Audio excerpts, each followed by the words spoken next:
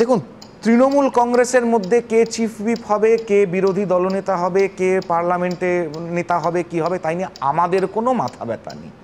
এখানে দুজন সাংসদকে নিয়ে খুব লড়াই হয়েছে, একটি শ্রীরামপুরের এবং একটি কৃষ্ণনগরের।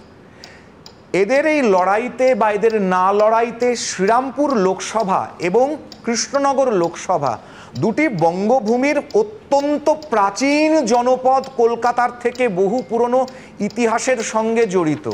প্রাচীন ভুরসুটের রাজধানীর অংশ জাঙ্গিপাড়া, সেটি শ্রীরামপুরের মধ্যে পড়ে। আরেকটি ঐতিহাসিক কৃষ্ণনগর। এখনো অবধি কৃষ্ণনগরে বর্ষা পড়ছে, কৃষ্ণনগর শহরটা হাই স্ট্রিট, যেখানে মহুয়া মৈত্রের পার্টি অফিস, জলে থই থই করছে।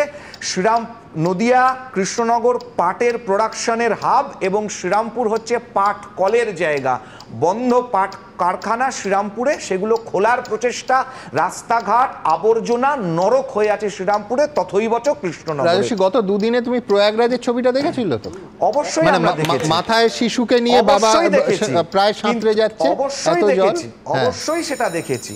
কিন্তু তার সঙ্গে সঙ্গে পশ্চিমবঙ্গের যে জায়গায় বাংলা বাঙালির কথা হচ্ছে, বাঙালির জায়গা ছিল পাট, একটা প্রোডাকশন, একটা জায়গা, বাঙালির রোজগার, বাঙালির কথা।